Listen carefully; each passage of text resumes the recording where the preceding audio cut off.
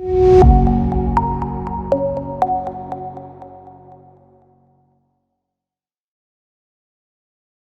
day. I'm Robert Fantina. I'm Khawaja Hammad, and you're listening to Geopolitics Myth versus Exploring Myth versus Realities. Each week we interview distinguished guests from around the globe to discuss and clarify the most international issue and pressing of the day.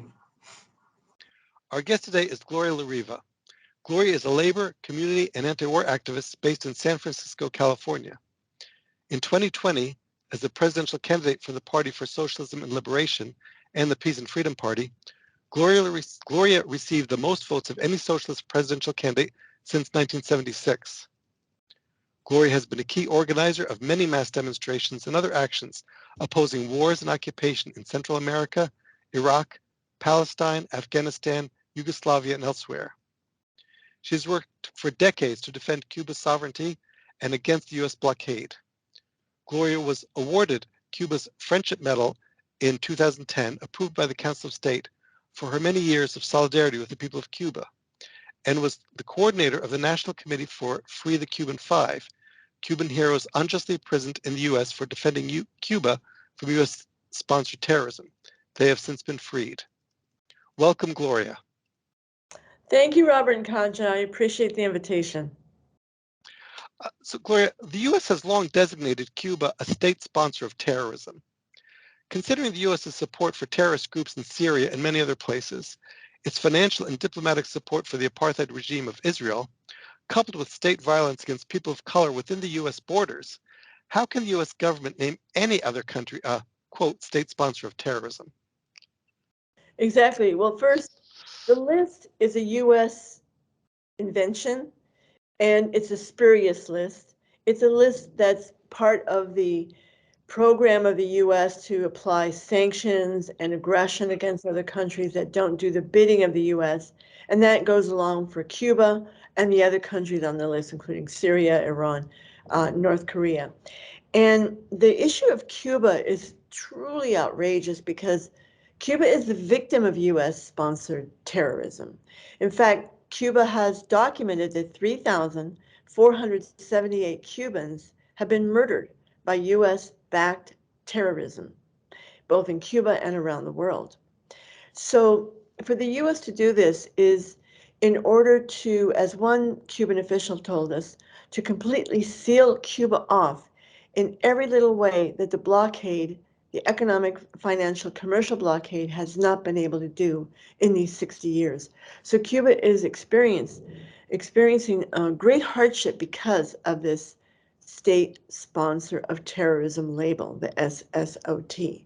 And by the way, even though Trump designated Cuba as that in his last days as president in January 2021, it was Biden who signed the order on the day after his inauguration.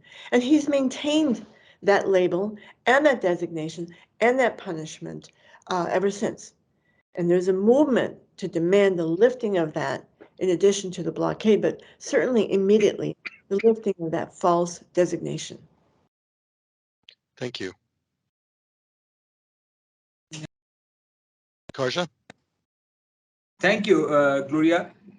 Now, I will request you to, can you, for a comparison between the human rights situation in United States and Cuba, because we are thinking about the women rights and the medical care, the carceral system and housing, etc. How will you compare these between these two?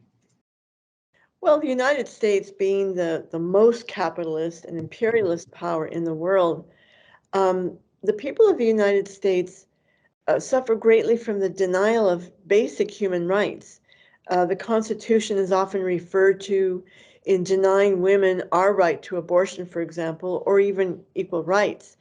But in addition, the latest attacks on women, on Black people and other people of color, on LGBTQ people is really emblematic of the U.S. policy toward the people of the United States. We don't have guaranteed health care. And the only kind of health care we've received is by the struggle or by unions or by the struggle of the 30s and the 60s, and those rights are being taken away. So we have at least 50 million people who don't have any health care plan. The health care is very expensive in the United States. And the issue of women's rights, for 50 years we enjoyed the right to abortion, the right to control our own bodies. And now we see that last June, the Supreme Court of the United States said, well, women, the issue of women and abortion isn't in the Constitution. So therefore, that's not a guarantee. And it was overthrown.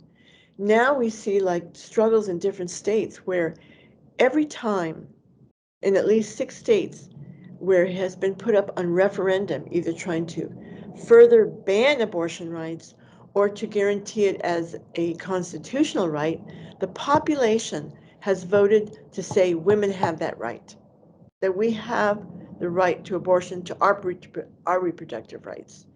And yet we see the United States in terms of human rights in other themes, that the U.S. is the largest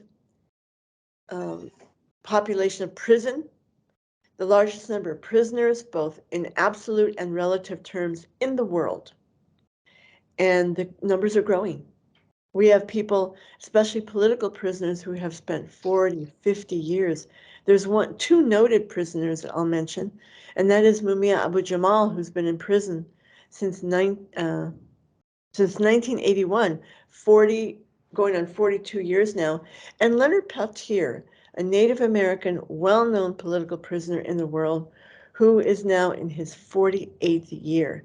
These are enormous human rights violations, but in general, I would say compared to Cuba, where they just passed this phenomenal families code. It used to be called the Family Code, that was passed when the first constitution after the revolutionary triumph was passed, that the Families Code, which was ratified by the population, many tens of thousands of comments, suggestions, suggested changes to the draft were made by the population, that code guarantees full rights, including the right of a family to define what their family is, whether a single parent or gay parents or, whatever people decide is their family. It's respect for human rights. It allows grandparents special rights that weren't enshrined before. It allows for gay adoptions, many, many things. It's a very extensive, it's 470 articles. And then you have the new Constitution that was ratified in 2019. Again, a very, very revolutionary document that updated the one of 1976. In Cuba, you have the absolute right to health care, free, universal, and accessible to everyone. Now, the only problem that Cuba has right now is that the blockade is greatly restricting its ability to access medicine from the United States or other countries. And we're in the middle of a campaign to bring medical supplies and donations, along with many other groups, to help overcome the effects of the blockade. But I would say that they're completely contrasting societies and systems. One socialist, and the other capitalist, where money talks and the people walk. Thank you. And Gloria, I just want to mention, I think Thank you. Abu Yes, true. Yes, Jamal. we're talking about. Okay, Coach, just 1 second, please. I just want to comment on Mumia Abu Jamal and Leonard Peltier. I believe they have also spent many, many years in solitary confinement, if I'm not mistaken. And I don't know what other countries use solitary confinement anymore. I just wanted to make that. Yes, Go ahead. solitary confinement. That's a form of extreme punishment. Many prisoners are put into the hole for months at a time, even years. There's a case called the Angola Three. There were 3 black men who had been members of the Black Panther Party, and they spent 45 years in prison in Louisiana, the infamous Angola prison. And those men were a minimum 40 years in solitary. 3 of them, 40 years. they finally were freed. One, sadly, as he was just days from dying, and one, Robert King, is still alive, but that was egregious. However, there are many cases of people being put into solitary for very long stretches of time. And then you have what's called the supermax prisons, where people designated terrorists or political prisoners are not allowed to have any other human contact. No human contact. One of them is in Colorado, but there are others as well. And then, of course, you have the death penalty, where the U.S. Supreme Court, which talks about the sanctity of life and denying women the right to abortion, regularly signs off on the executions that take place in the United States. And there's a flurry of them planned this year, from Oklahoma to Texas. In California, where I live, there are 770 inmates on death row. And the only reason they haven't been executed since 2017. Gloria, if you don't mind me interjecting here, when we're talking about the abortion rights, so how far you think the religious preachers play a role in the abuse of this law? Because religiously the situation is bad. I won't call it bad, but the people are not very much understanding the religious norms about the abortions, what the scripture says. How you will comment on that? Religion is being weaponized and abused and misused. Gloria, yeah, I'm interested in hearing about that, but I'm also very curious as why those 700 are still on death row. Before you go into that, they're on death row because they were sentenced to death. Now, the governor, Newsom, signed a moratorium. As long as he's governor and has the power to maintain that moratorium, he has essentially put a stop to executions. But the next governor could lift it. And in fact, in 2016, in the federal elections, in the California referendums, the population of California voted to speed up the death penalty. So we're very fortunate that Governor Newsom has put a stop to it for now. But it's a very serious matter. Now, the issue of abortion, Khawaja, abortion has always existed. Women have always found a way, when it was not possible to carry through with the pregnancy, to have abortions. They've been midwives, as women doctors in the old days, in the ancient times. And only really in the last century was it made illegal in the United States. And even then, in the late 19th century. But the issue of religion, the Catholic Church, is So, against. Gloria, my point was that it is illegal to have abortion in Islam. It is illegal to have abortion in Christianity scriptures. It is illegal to have abortions without any reason in Judaism. So these under these Abrahamic faiths that have been in practice since centuries and millenniums. So how can we say that when we talk about that this has happened in last century in America? Because 2 centuries ago America was created. but as Why Gloria we mentioned, are picking this history from the inception of America? Why not this concept when we're talking about the globe? Why not seeing them in the religious context? Well, because religion is also used as a weapon against people. Let me state an example of how this so-called idea of religious freedom, one of the basic tenets of why the United States was formed, freedom to practice your religion. In the Supreme Court, within the last 20 years, ruled that the owner of a corporation, Hobby Lobby, that he was allowed to prohibit contraceptives to his workers in their healthcare plan because of his religious objection to contraceptives to prevent a pregnancy, a woman's right. And yet the Supreme Court ruled that he has the right, based on his personal religion, to deny it to his workers. That's not religious freedom. That's imposing your religious beliefs on other people. And so this is how reactionary things have become in the United States. And yes, they can cloak themselves in religion, but religious leaders in the beginning of the Constitution and this country said that slavery was good. You know, that Providence, God, said that Black people were Yes, inferior. when we talk, Gloria, when we talk about the contraceptions, it is not permitted. It is to some extent it is allowed in Islam. To some extent it is allowed in every Abrahamic faith. But when it comes to when a woman carries a life in herself, so how can she kill that? When Okay. medical science recognize and acknowledges that there is a life in the woman, how a woman should be given the right to kill that life? I want, if I could comment here, I think the main point is that there's question about when life begins. There's also question about a woman's autonomy over her own body, decisions within her own body, and the fact that religious beliefs, as what I know of Christianity, because I'm Christian, and what I know of Islam and Judaism, all preach tolerance and acceptance. So we aren't all agreeing on something, perhaps, but we have to accept what other people's beliefs that are different from ours. I don't want to spend the entire time on this because there are other issues that we need to talk, that I'd really like to talk to Gloria about.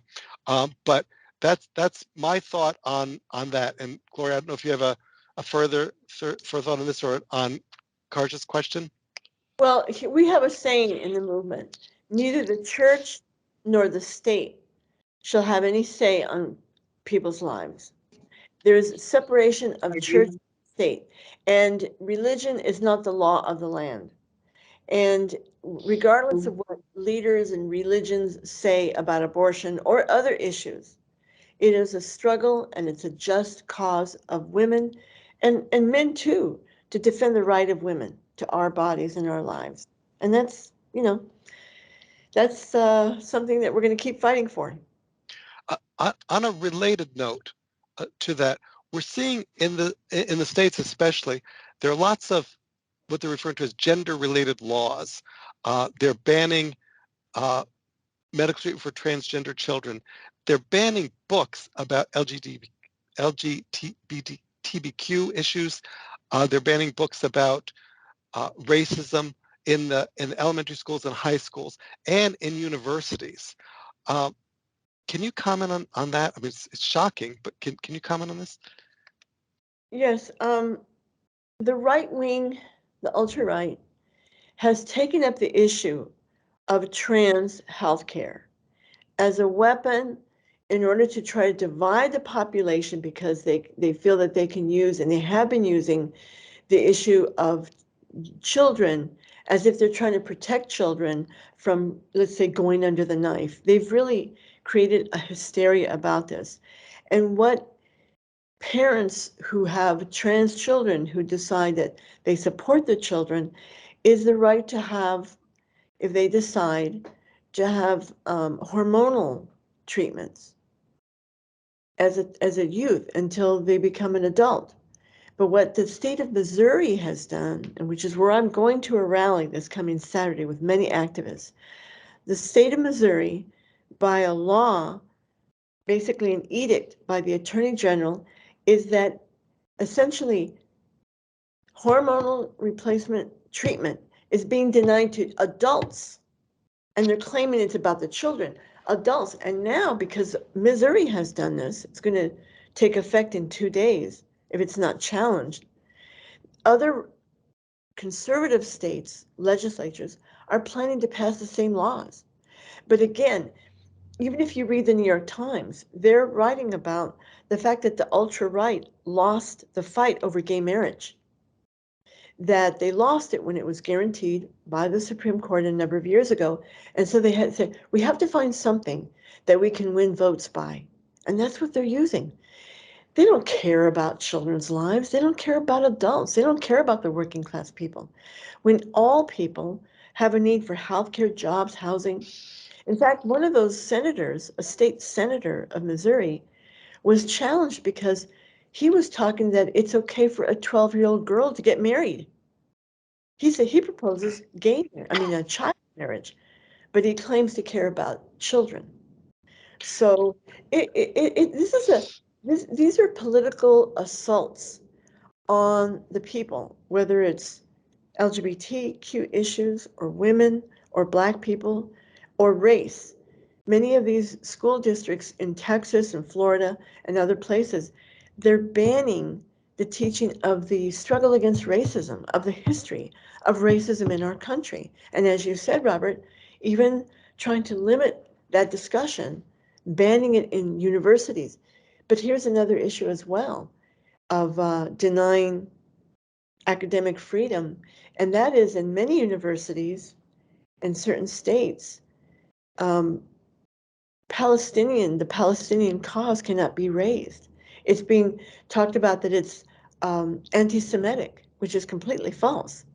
To defend Palestine and the right to a homeland and the Palestinians' people against the apartheid regime of Israel is not anti-Semitism. Not at all. What's being declared in California, the state says you cannot get a state contract for any business that supports sanctions or divestment from Israel. And that's just criminal. Many states are trying to outlaw the BDS movement. There's so many things you commented on, Gloria, that I want to mention. You talked about state government officials not caring about children.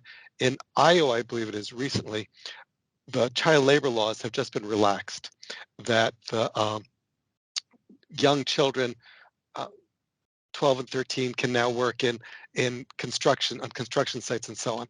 This is not to protect children. This is only, as you pointed out, capitalism rules the day, and this is cheap labor. So that's criminal. Also, the conflating of criticism of Israel with anti-Semitism is just ludicrous. Israel has been declared an apartheid regime by several human rights organizations, some in Palestine, one in Israel, B'Tselem, plus Amnesty International and Human Rights Watch. So criticizing that repressive apartheid regime has nothing to do with Judaism. It has to do with Zionism, and that's it. Okay, so I agree with you. thank you. Karsha, did you have any follow-up question? Yeah, I do Should have move a on. follow-up question when it comes to the role of apartheid Israel. But how you see, Gloria, the role of the international organizations being helpless in front of Israel and American Zionist nexus? How can we build a voice against this helplessness of United Nations? Exactly. We all know that the General Assembly can pass many good resolutions about the issue of Israel. They did decades back, saying that Zionism is racism, that there is an apartheid regime, but they have no power. The 193 countries of the member states of the UN have no power to enforce, only the permanent members of the Security Council. And that ignominious veto rule that allowed for the UN to maintain, actually the US did, but under the guise of the UN, the 12 years of murderous genocidal sanctions against Iraq. But the United States is the main force in all of these policies. And of course, they have corralled Western Europe to engage in their fight, this full-out proxy war of NATO and the United States against Russia. And, the media likes to portray it as Russia's invasion, but in fact, the war began essentially in 2014 with the US engineered coup, a fascist coup in Ukraine, with the intention of creating a NATO power of Ukraine directed against Russia. And of course, the information's coming out more and more. But when we talk about back to the United Nations, only 5 years after its founding, the UN voted for this so-called police action against North Korea, which was trying to unite its country that had been divided by U.S. military occupation at the end of World War II. So the history of the UN is the history of the U.S. domination of the Security Council, and whenever the U.S. doesn't get sufficient power in a UN vote, it just goes ahead and carries out a war under the guise of NATO or a U.S. action. That's what happened with Yugoslavia. And you mentioned North Korea, and the U.S. I believe killed about 1/3 of the entire population. So, U.S. government officials, the U.S. population wonders why North Korea hates the United States. Well, they have very good reason for doing so. And the U.S. also, on the same theme, it demands that its enemy nations that it considers enemy adhere to all international law and all UN resolutions. But nations that are that it considers friendly, and most obviously Israel, it doesn't care if they adhere to international law or if they violate countless UN resolutions, which Israel does on a daily basis. So it's a hypocrisy in the U.S. government is so deeply entrenched and has been there for centuries, really. So it's very difficult situation. Yeah, also I agree. The just what's been happening these last couple of days, where Russia was presiding over the sessions of the United Nations and the Security Council, that the United States, because the UN is seated in New York City, the United States denied visas to all the journalists from Russia in order that Russia could not convey what was taking place at the UN. It's a complete violation of the UN Charter, of the rules of the U.S. basing the UN in New York City. But the U.S. makes its own rules. They talk about the rule of law. The U.S. makes up its own rules, like the state sponsor of terrorism. And I think that what is happening now with the Russia-Ukraine war is that Russia's action in saying it stops here. You are not going to be allowed to destroy us after you've destroyed one country after another, after you basically disappeared Yugoslavia, Libya, all these things that have happened under U.S. military action. Russia said no more, and we're going to protect the people of Russian nationality who are under attack, who've suffered 14,000 casualties before Russia went into Ukraine. And what it's done now is that even though the U.S. and the West threw all these sanctions and continue to pass sanctions against Russia, what's in fact happening is a lot of the third world, the global South, is saying, we don't want to go along with this. They may vote in the UN by U.S. pressure, but they're also getting some respite, some breathing space by the currencies being recognized, whether it's Brazil and Cuba. Russia's going to recognize Cuba's peso, which has no value outside of Cuba. And this is the kind of thing they call it creating a multipolar world. That is challenging this long-standing hegemony and domination of the world by the United States. And that can only bring about a more peaceful world by challenging that hegemony.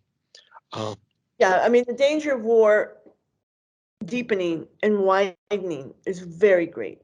The danger of literal war is great, but in the essence, if you don't stand up and defend yourself, as Russia is doing, after them, who's next? You mentioned Libya. I just want to mention that the United States destabilized Libya, and to this day, it is in a terrible situation. The economy is decimated. There's civil unrest. It's an awful situation, and it was a stable government. Had problems, certainly, as every government does, but it was a stable government until the United States decided to destabilize it. It's just another example of the criminal behavior of the U.S. And what people don't know in the U.S., many people don't know of Libya's history, that in 1969, the king was overthrown, Muammar Gaddafi and revolutionary military officers took over, and they nationalized the wealth of Libya and created wealth for the country. Many African people from the rest of the continent came, and Libya enjoyed development, great development, but it was under attack really ever since the Reagan administration. I mean, the U.S. bombed Libya, killed Gaddafi's little daughter, and people don't know that. They were always portrayed as terrorists, but in fact, terrorism is flourishing in Libya, and where the U.S. was able to finally overthrow the government of Iraq in 2003, that also was a breeding ground for extremist forces that the U.S. arms, just like they did in Afghanistan with the Taliban, which then here they declared the enemy. The U.S. actions abroad only mean destruction and death. Tell me one country where there was real development and human rights. I can't, because there isn't one. No, there is. Khawaja. Yes, Gloria, you explained very well the situation here. But now let's come to the next question, that is about the global rivalry and future of peace overall on the globe. Now it seems that world is again dividing into two poles. Like at one side there is Russia and China. On the other side there is US-led countries. So how you see when after the Ukraine conflict that we have heard about the Taiwan and the South China Sea disputes. So how you see the future of this rivalry, and how will the peace activists can contribute to stop this nonsense?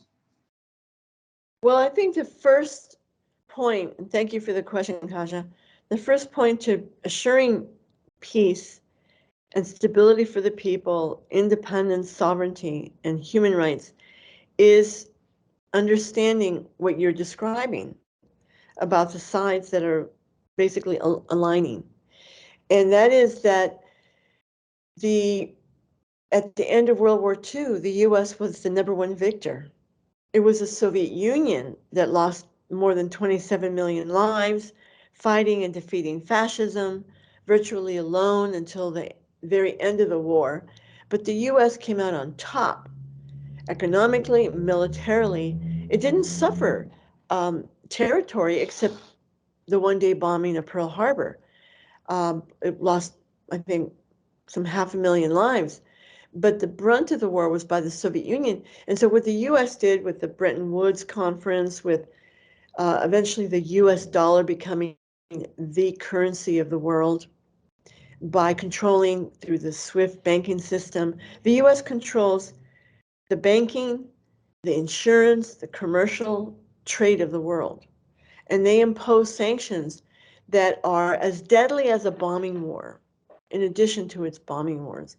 What they did with Iraq, for example, from 1991, when they could not overthrow the government of Saddam Hussein, that they maintained the sanctions. I went to Iraq 3 times, and I made a documentary about all the people who were dying, some 1.5 million people who died by the U.S. blockade. And so this domination of the world can be ascribed to the Truman Doctrine, which has been updated with different administrations and updated certainly after the end of the Soviet Union in December 1991. And when we saw the unraveling of the Soviet Union 2 years before its demise, when Gorbachev was becoming very close to Reagan, and then Bush, and then the U.S. promised that if the Warsaw Pact were ended and that NATO would not expand. Well, NATO has expanded greatly, all the way up to Russia's border. And so this is the nature of imperialism. Some people on the left have made I consider a major error, and of my party a major error that my party considers, for some people on the left to say that Russia is imperialist, or even that China is imperialist, and that's completely false. It's completely false. They do not in any way meet the kind of criteria of what constitutes imperialism. Russia has one military base in Syria, and China is led by a communist party. So anyway, the issue of China and Russia, they are two major powers. China is an enormous country and Russia is huge. It's still the biggest country in the world with all the resources that the world needs. And the US wants it.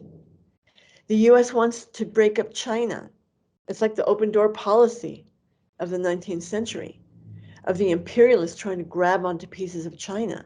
So in the last 30 years, since 1989, the US has used the Muslim issue falsely against China in Xinjiang. The US has used Tibet to try to break Tibet away. The US has used Hong Kong. Hong Kong never had elections under the British, and then the US began to denounce elections in Hong Kong once Hong Kong came under China's domain because it belongs to China. And now they're using Taiwan, this little island that belongs to China, is part of China. And it's incredible to see that even though the Shanghai Communique of 1972, that the Nixon administration said, yes, Taiwan is part of China, we will remove our military presence in Taiwan. In fact, they're doing the opposite. And that's under the Biden administration, under Trump as well, but under Biden especially now. So Obama was the one who openly, politically declared the pivot to Asia, the pivot to the Pacific, directed against China, the development of new tactical nuclear weapons that they plan to use. And each administration since then has named it, this situation now, a major power conflict, a major power confrontation that they plan with Russia and China. But it's the United States. I'm Go ahead. sorry. No, go And ahead. Russia and China have decided for their sovereignty, their protection, the defense of their people, and other countries of the world, that they are in a very, very strategic alliance, a permanent alliance. And that's why, Khawaja, yes, it's true. Other countries are joining in, but it's also, for example, the BRICS, Brazil, Russia, India, China, South Africa, and more countries want to join. A lot of countries want to join. They're feeling like they can find some freedom from the US. And that can only be helping contribute to peace. So it's a long answer. It's a long answer, but it's a long history. Yes. And one of the things we saw recently was China brokering the renewed agreement between Saudi Arabia and Iran. Those considered mortal enemies. The United States had nothing to do with that agreement. They certainly had a lot to do with hostility between the two countries, but nothing about their coming back together. So that was a good thing. I want to move on to a different question now. We talked about this a little bit when we talked about women's rights and we talked about book banning and so on. But it does appear that social issues in the United States, can you hear me all right? Yes, Okay. Social issues in the US are being used as weapons against the working class. Now, Gloria, can you expand on that? Yes, well, the enemy of the working class of the United States is the capitalist class and the government that operates in their interests. And ever since the development of high technology of the early 1980s and the ability of the capitalists seeking the highest maximization of their profit, used that power of technology to export millions of jobs abroad, to super exploit other peoples, whether Indonesia, Mexico, India, everywhere in the world. And the workers of the United States since the 80s have suffered a major decline in our wages, in social rights, in the social network of welfare, for example, of things like food stamps to help people who are the lowest income. And so you see the greatest gap between rich and poor, I would say super ultra rich, and the rest of the working class, and many in the middle class in the world. It's the biggest gap between rich and poor, largely because of the power of the capitalists. And so they're dismantling many rights that were won in the 30s, in the 60s, and the 70s. For example, the right to unionize a workplace was inscribed in the 1930s after the Great Depression, the economic depression, in which the workers were rising. There were thousands of strikes, wildcat strikes, without recognition of a union. And so the Roosevelt administration, because of that, signed the Wagner Act, which was guaranteeing the right of workers to organize. And then at the end of World War II came the Taft-Hartley law that took away many of those labor rights, although we still had substantial right. But the Taft-Hartley law allowed states to pass laws that would enable the corporations to basically prevent unionization. And we're seeing an acceleration of that. The Supreme Court lately has ruled against unions several times, and there are more cases up ahead. So the workers' rights to the things that we used to enjoy by our struggle is being greatly dismantled. And so in order to be able to keep the working class divided, the US politicians, Democrat and Republican, but mainly the Republicans, have been using social issues to attack the whole working class. And for example, make white workers think that they're better off than black workers in the South or anywhere else. And you see that with, the anti-union laws in the South. And yet all of us are in the same boat. And we in the political progressive movement, socialists, communists, labor people, we're all trying to say we must unite, that an injury to one is an injury to all, and that we must see our own economic or social suffering and generalize it to understand somebody else's condition and see that we're all together. And then we have the power. We have the power. Literally, we have the power. The workers have the power to stop production, to defend our rights. We have the power to march by the millions, like we did eventually in the Vietnam War. The people have the power, as we did in the 1930s and the 60s. And I think that spirit of unity and struggle, and including the desire for socialism, is growing in the very United States. I belong to the Party for Socialism and Liberation, and we have seen great growth in our party throughout the country, and other left parties have as well, because young people are living capitalism and they don't like what they see. They're terrified, and rightfully so, about the destruction of the world, the planet, of the environment, and the great dangers lying for all humanity and life on the planet because of capitalism. So I think we're in a very difficult, challenging, and indeed dangerous time. But it's also a time where people are waking up, where people are making the connection between why the rich are super rich, why Bezos and Zuckerberg and all the other capitalists, why they're becoming phenomenally rich, why the banks get continually bailed out while we are left to our own devices. Yes. Uh, you brought up so many interesting things in that conversation. Just want to mention one thing. Several years ago, my son was in school, and we were at some activity, and someone came with an idea, and the teacher said that sounds good in theory, but it's really not. It's terrible in practice. And one of the other students, maybe 12, said, Oh, you mean like capitalism? Yeah, So that good, was so. good. It's nice. I'm also happy to hear you say that people seem to be waking up, because that is Yeah. so necessary. It is so necessary to combat the forces. You said people have the power. People have lost sight of that. They've lost sight of the laborers could stop the production. People can gather by the millions and protest. People have lost sight of the fact that they are the ones who have the power.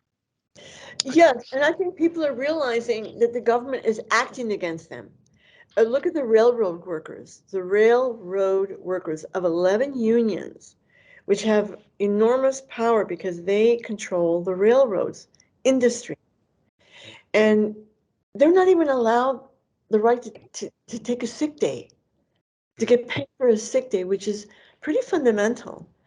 And they're overworked. The workers have been reduced greatly in numbers. So they are forced into overtime, all these conditions that make life unbearable for them. It's more than just wages. And so even though they took the waiting period that's required by their own special law that restricts their right to strike, they were prepared to strike a couple of months ago. And the Biden administration and Congress stepped in and passed an emergency law to ban them, making other people, the population, fear by propaganda, by the media that said, if the railroad workers go on strike, economy will shut down, jobs will be lost, we'll be in a crisis. And I thought, no, if they go on strike, those corporations will be forced to settle because Right. they will Yes, shut right. the economy. But you can resolve it real quick by meeting their demands and giving them their sick days and other demands. And Yeah. so the government stepped in, and Congress and Nancy Pelosi spoke up and said, oh, yeah, we'll take care of you. And in fact, those sick days were not passed. No, of course But, not. you know, Yeah. Okay. Karja, any follow-up comments or questions for Gloria? I'll just appreciate that Gloria has given us the time, and what she said, that people are waking up. People are waking up all over the globe, not just in the America. People are waking up for their rights in Pakistan. People are waking up for their rights in Iran. People are waking up in Afghanistan. They're waking up even in China. They are even waking up in Kashmir against the Indian atrocities and the state-sponsored terrorism of Indian military going on in Kashmir. It is happening all over the globe. So we must respect people's choice and give them the freedom they exercise being as human. So Robert, concluding thoughts of you, then we'll say, Gloria, thank you. Yes, Gloria, thank you very much. This has been very informative, very interesting, very stimulating. I appreciate your time. I appreciate all the work you do on behalf of oppressed people around the world. And I hope that we can talk to you again sometime soon. yes, Thank you very much. I'd like to offer our website if people would like to read more of what Please, we're involved. please do. We do a lot of coverage of the U.S. and international, and that's liberationnews.org. Liberation and news together, but two N's. And I thank you for that, liberationnews.org with two N's. I also want to mention that the 10-point plan that your party had in the last, I think, two presidential elections just makes so much sense. It's just, Hard, yeah. And we're going yeah, to run candidates, Robert and Khawaja. We're going to run new candidates with this, what apparently could end up being Biden and Trump again. mhm. And people are more and more disillusioned. We're going to have an exciting presidential campaign with two new candidates to speak up for socialism and the struggle and people's rights. I look forward to that very much. And there's not much I look forward to about this next election. So I look forward to that. Again, Gloria, thank you very much. Best of luck to you in all your efforts. And we thank you for your time. Thank you. Thank you for your time, Gloria. Thank God bless you. you, thank you both. Okay.